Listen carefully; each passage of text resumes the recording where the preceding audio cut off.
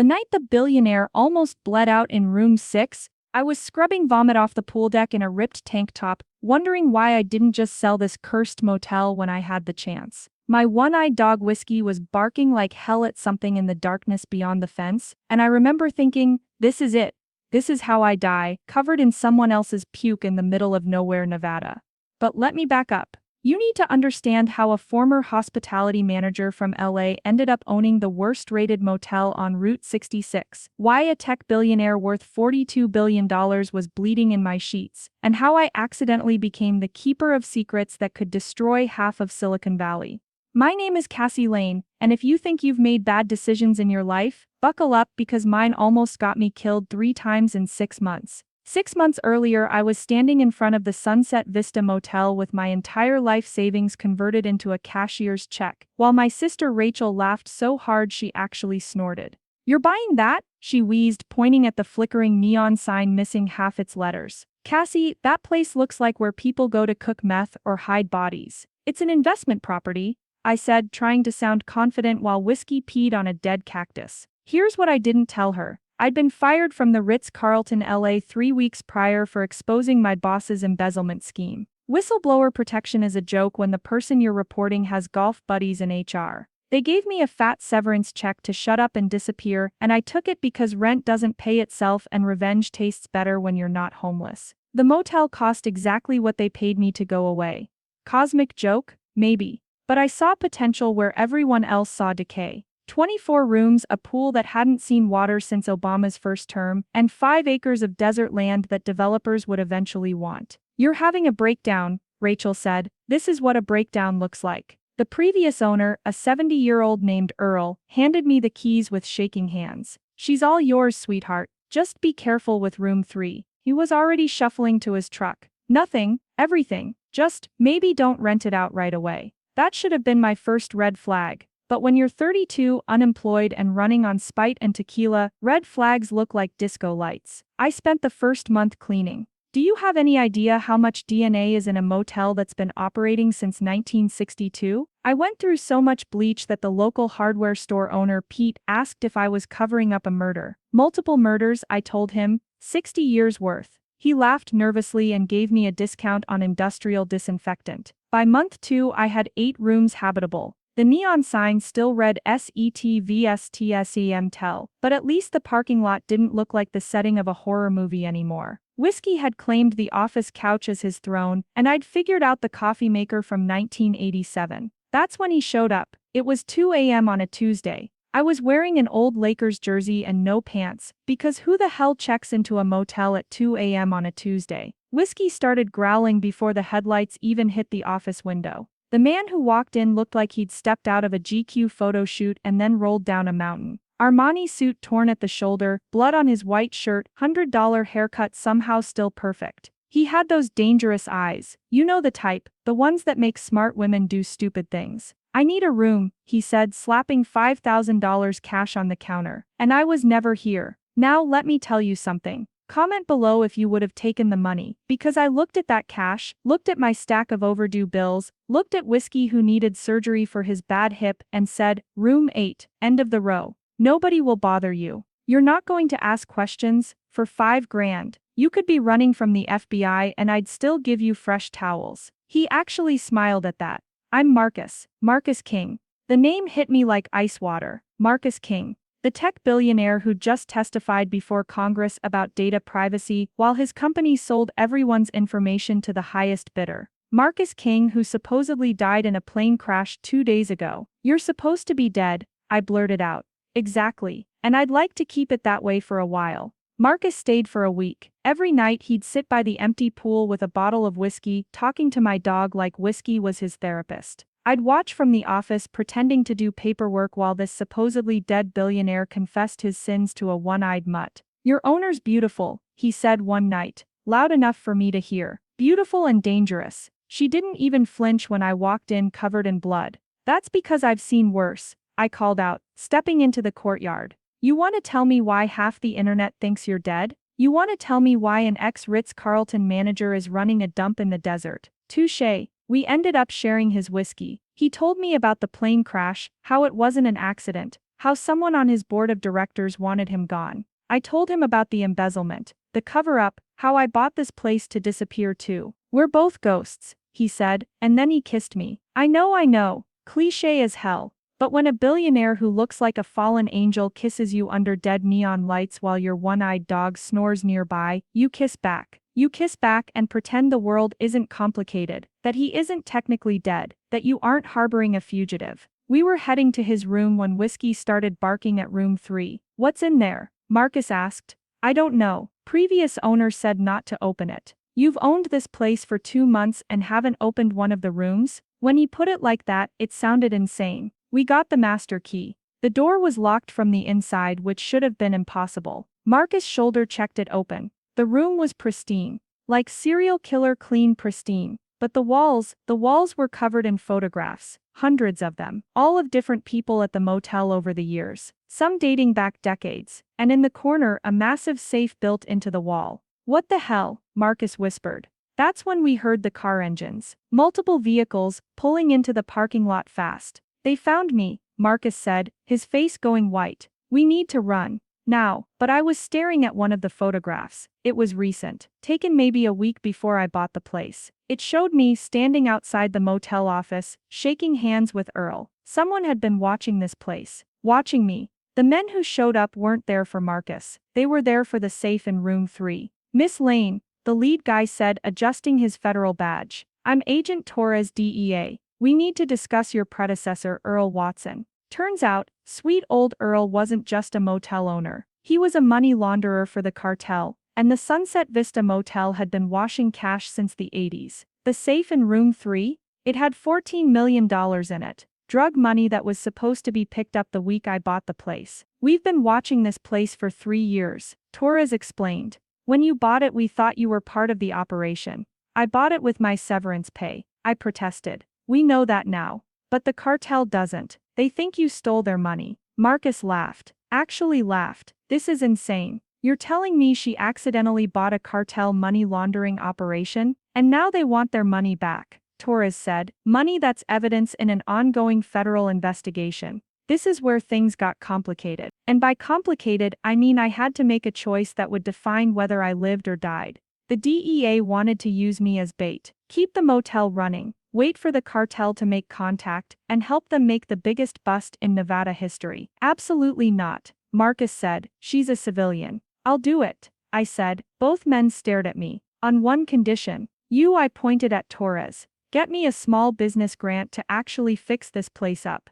And you, I pointed at Marcus. Stop pretending to be dead and help me run it. You want to turn a cartel front into a legitimate business? Torres asked. With a dead billionaire as my business partner. Yes. Whiskey barked in agreement. Or maybe he just saw a lizard. Either way, I took it as a sign. Here's something they don't tell you about fake dating a billionaire for an undercover DEA operation. The chemistry doesn't care that it's supposed to be pretend. Marcus moved into room 8 permanently. His death had freed up his assets through some complex legal maneuvering his lawyers managed, and suddenly the Sunset Vista Motel had an anonymous benefactor dropping millions into renovations. You can't just fix everything with money, I told him as contractors installed a gorgeous infinity pool where the concrete hole used to be. Watch me, he said, then pushed me against the newly painted wall and kissed me until I forgot why I was arguing. We were good at pretending to be a couple. Too good. Every night we'd sit in the office going over cover story details that somehow turned into him telling me about his childhood in foster care, how he built his empire from nothing, how lonely it was at the top. I'd tell him about my dad who died when I was 15, how I raised Rachel myself, how I was tired of being everyone's responsible older sister. You don't have to be responsible with me, he said one night, and meant it. The motel started attracting attention. The renovations were too good, too fast. Travel bloggers started showing up, then Instagram influencers, then actual celebrities who thought staying in a reformed desert motel was quirky and authentic. That's when she arrived. Victoria Ashmont, heir to a pharmaceutical fortune and Marcus's ex-fiancée, the one he'd left at the altar 2 years ago. Hello darling, she purred, stepping out of a Bentley in 6-inch heels and a dress that cost more than my car. I heard you were dead. Imagine my disappointment to find out you're just hiding in the desert with, what's your name again, sweetie? Cassie, I said. I own this place. How quaint. She turned to Marcus. We need to talk. Privately, he looked at me, asking permission with his eyes. I nodded, but Whiskey growled. Dogs always know. They went to the restaurant we'd just opened. I watched from the office as she leaned across the table, touching his hand, laughing at something he said. My chest felt tight. This was fake, I reminded myself. We were pretending. But that night he didn't come back to room 8. Or the next night. 3 days later I was rage cleaning the pool filter when Agent Torres showed up. Your boyfriend's been busy, he said, throwing a file on the poolside table. The photos inside showed Marcus meeting with known cartel members. Not recently, but from years ago. Before his tech empire. Before he became a billionaire. He's how Earl laundered the money, Torres explained. Through tech investments. Clean money goes in, comes out as venture capital. Marcus King built his fortune on drug money. I felt sick. You knew. We suspected. Now we know. The question is, what are you going to do about it? That night Marcus finally came back. He looked exhausted, defeated. Victoria was gone, but something had changed. We need to talk, he said. Yeah, we do. I threw the photos at him. Want to explain these? He looked at them for a long moment. I was 22, fresh out of foster care, desperate. They offered me a way out, and I took it. You built everything on blood money. I built everything on survival, just like you're doing now. He stepped closer. Cassie, I got out. I've been out for 10 years, but they never really let you leave. Is that why someone tried to kill you? No, someone tried to kill me because I was going to testify.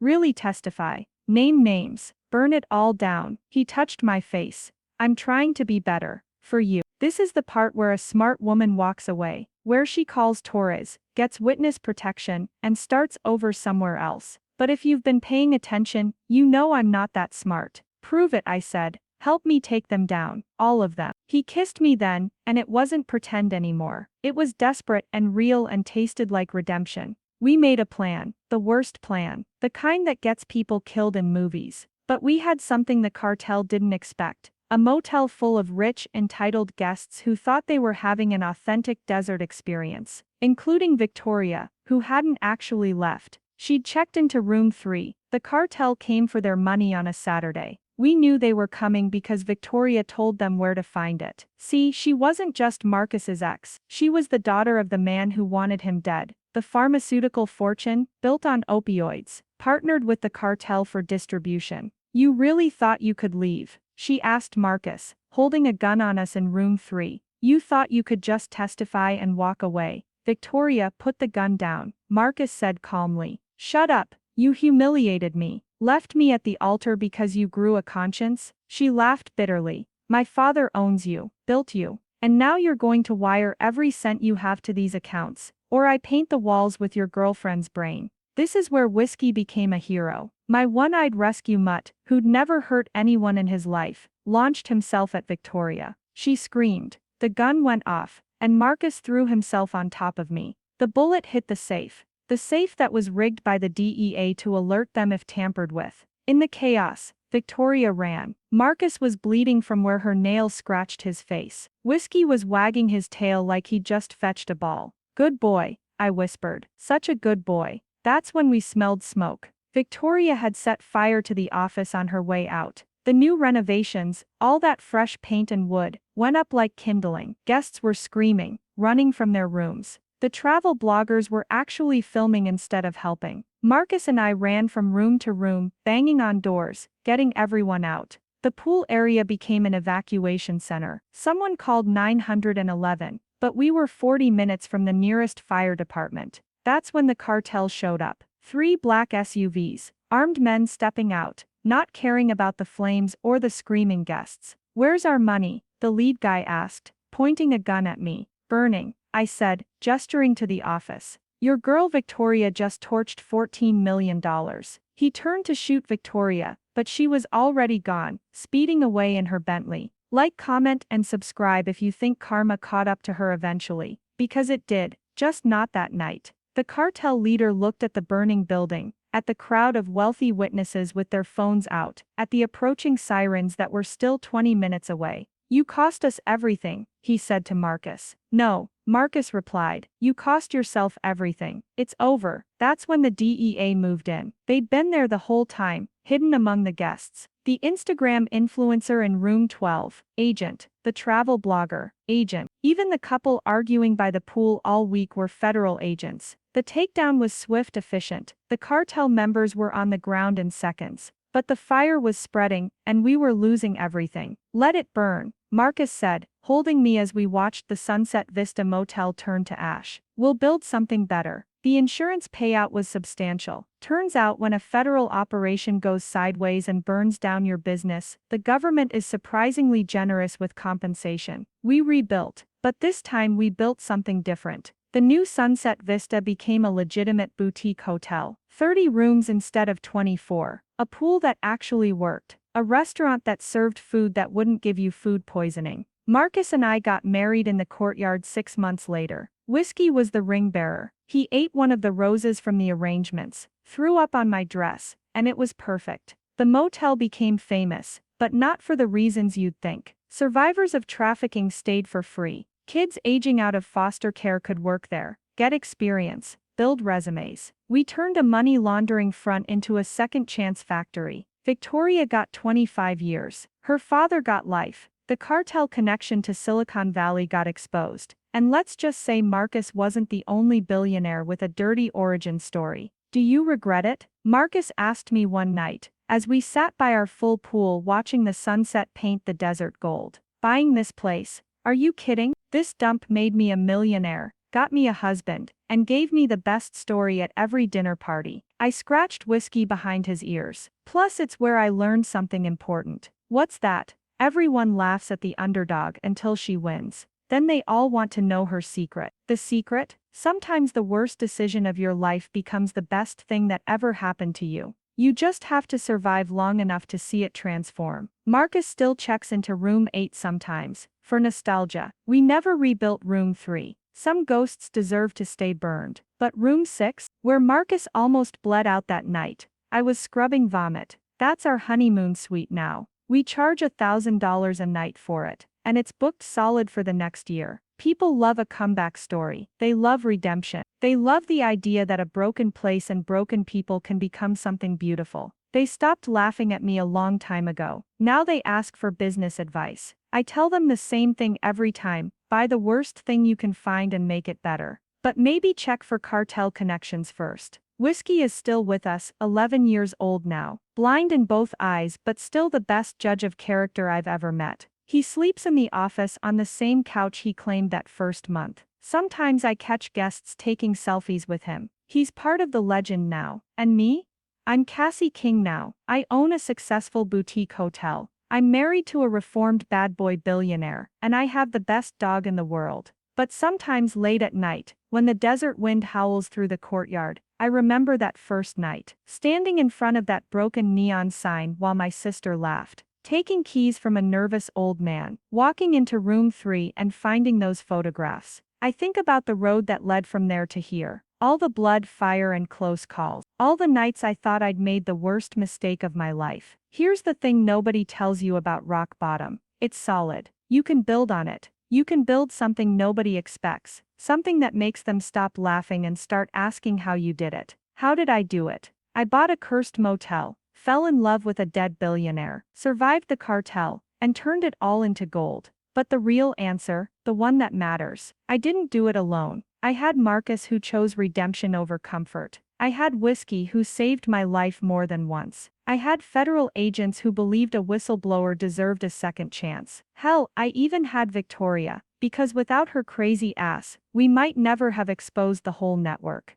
Every underdog story needs a pack. Find yours and maybe they'll stop laughing at you too. Or don't. Their laughter makes victory taste that much sweeter. The Sunset Vista Hotel still stands on Route 66. We're booked through next summer, but if you mention this story, I might find you a room. Just not room 3. That one stays empty, a monument to secrets that should stay buried. And if you're wondering what happened to Earl, the original owner, he died in federal custody 2 weeks after my first night here. Heart attack, they said, but whiskey still barks at shadows sometimes, and I wonder if some ghosts never really leave. Come visit. Bring your broken dreams and your wild hopes. We specialize in transformation here. Just don't ask too many questions about the scorch marks in the courtyard. Some stories are better left in the ashes.